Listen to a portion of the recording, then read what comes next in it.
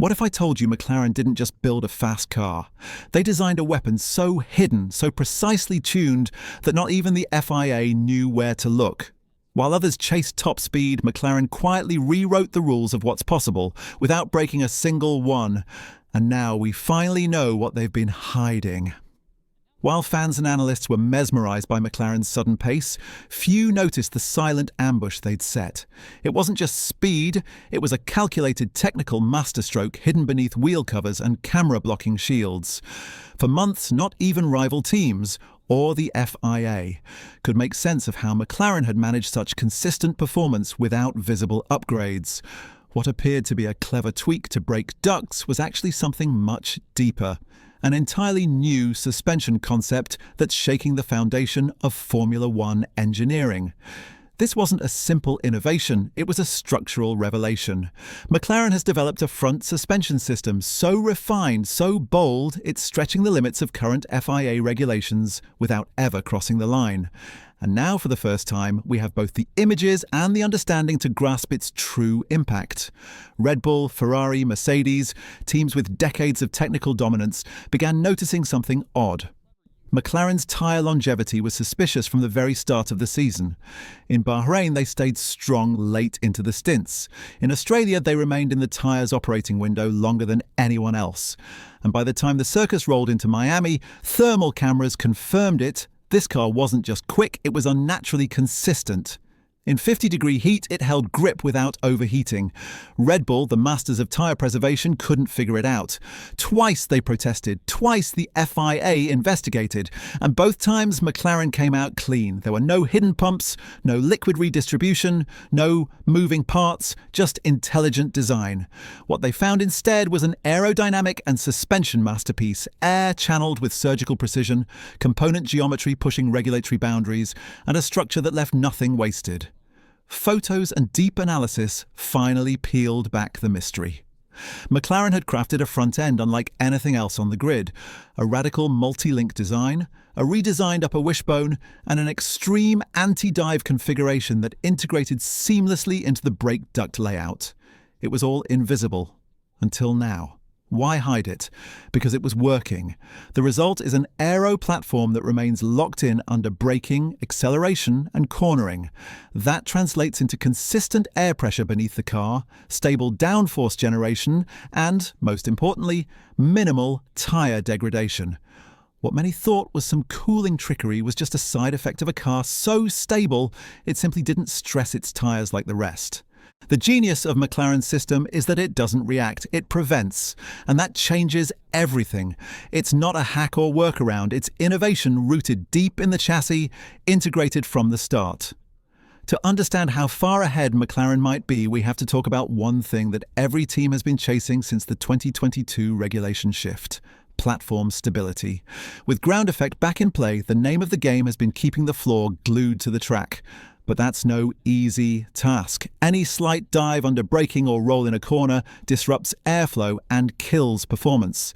That's why porpoising became such a major headache early in the new era. But where others patched the symptoms, McLaren engineered a solution into the DNA of the car itself. The battle for supremacy in Formula One isn't just about engines and wings anymore. It's being fought in the shadows of suspension geometry. And while Red Bull first unlocked the potential of this new frontier with the RB18, thanks to Adrian Newey's quiet obsession with anti-dive and anti-squat principles, it's McLaren in 2025 who've taken that idea and turned it into an engineering masterpiece. Their solution is bold, possibly the most radical interpretation of anti-dive geometry we've ever seen in F1. For months, it was invisible to the outside world, but now, as the MCL39 has been thoroughly analysed and photographed, the secrets are finally out. What McLaren built isn't just aggressive, it's revolutionary. At its core is a clever multi-link suspension with an unusually positioned upper wishbone and an extended forward lower arm. This setup gives them something no other team has managed: complete authority over the front tyre's behaviour under stress. One of their most groundbreaking achievements is what's known as a virtual steering axis, a system that mimics the effect of active steering geometry, but without any moving parts. It's reminiscent of Mercedes' once-banned DAS system, which allowed in-race toe adjustments, except McLaren's system is fully legal and passive, built right into the architecture of the car. Here's what that means in real-world performance. On straights, the toe angle subtly shifts to reduce drag and help the front tyres cool. Then, in corners, the geometry readjusts to enhance steering bite and cornering response.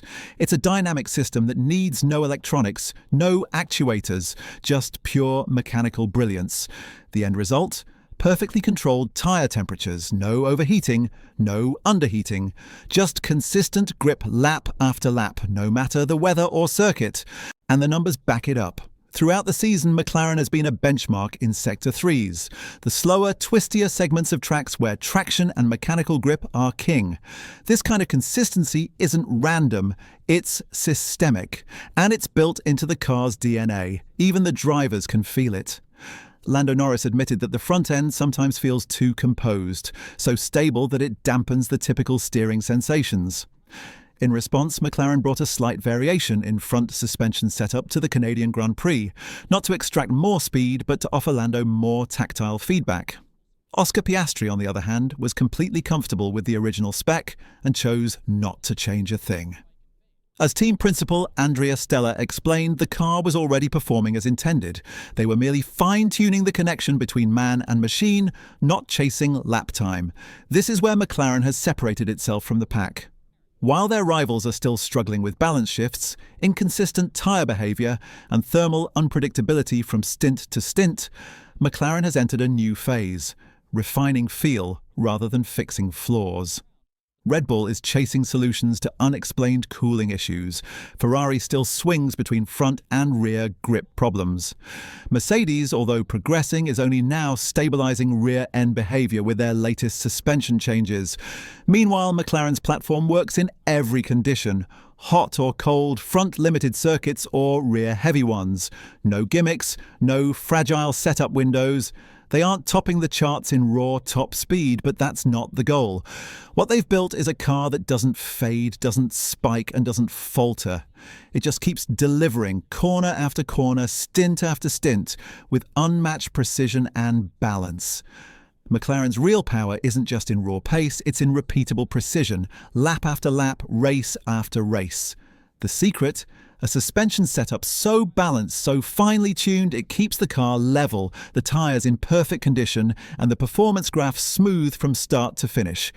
This isn't just about one advantage.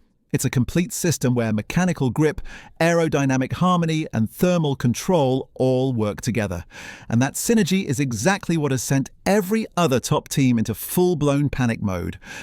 Ferrari has been chasing solutions by throwing one update after another at both ends of their car, still struggling to find a stable equilibrium.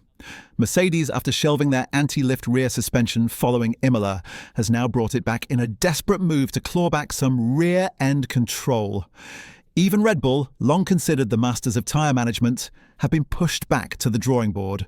They're now diving deep into simulator runs, trying to test passive cooling layouts and alternate airflow designs.